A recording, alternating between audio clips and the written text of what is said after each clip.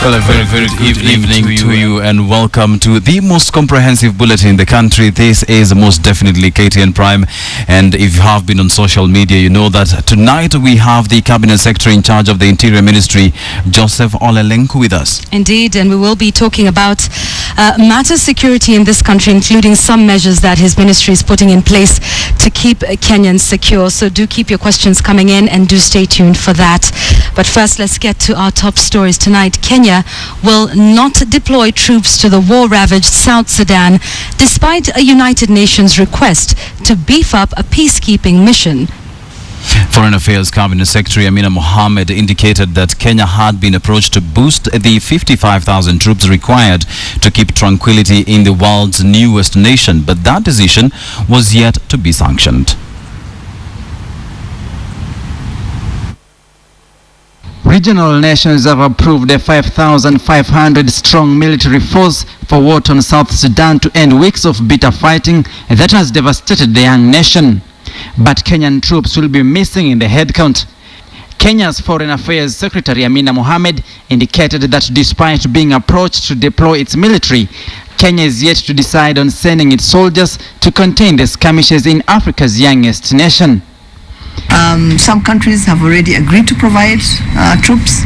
Others are still considering the provision of troops. I think countries like Rwanda have been approached to provide troops. We have also been approached to provide troops. So have many other countries. Kenya deployed its troops in South Sudan to evacuate its citizens trapped in their fighting. The decision to deploy enforcement to South Sudan was sanctioned by the UN Security Council.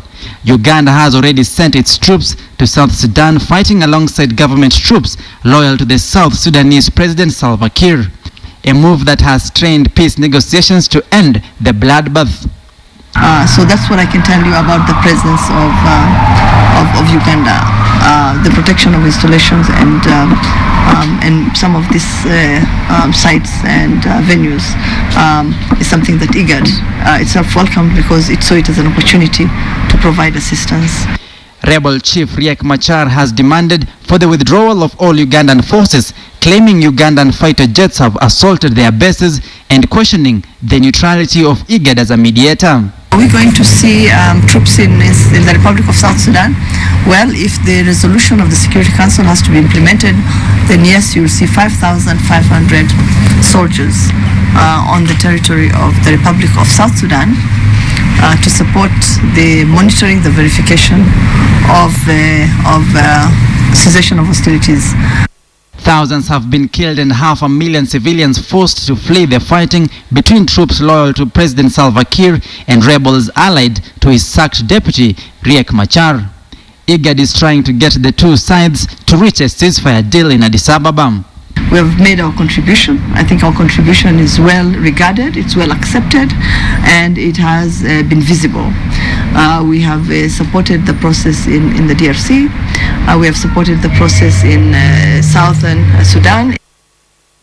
Fighting has spiraled into ethnic killings between members of Kiir's dominant ethnic group and Machar's newer dialect. An emergency regional summit of IGAD leaders planned for Thursday in Juba has been cancelled, but the same issues of striking a deal will be discussed at the Africa Union in Addis Ababa next week. Samugina, KTN. Right, now the Eldoret-Nakuru highway is considered to be full of dangerous black spots. But now the road is becoming famous for something else: corruption. Several people have fallen victim to rogue police officers who flag down motorists, charge them hefty fines for alleged traffic offences, then disappear with the money. Najma Ismail has the details. Drivers plying the Eldoret-Nakuru highway are now becoming vulnerable to a suspected police cartel of extortion on the trumped-up charges of overspeeding.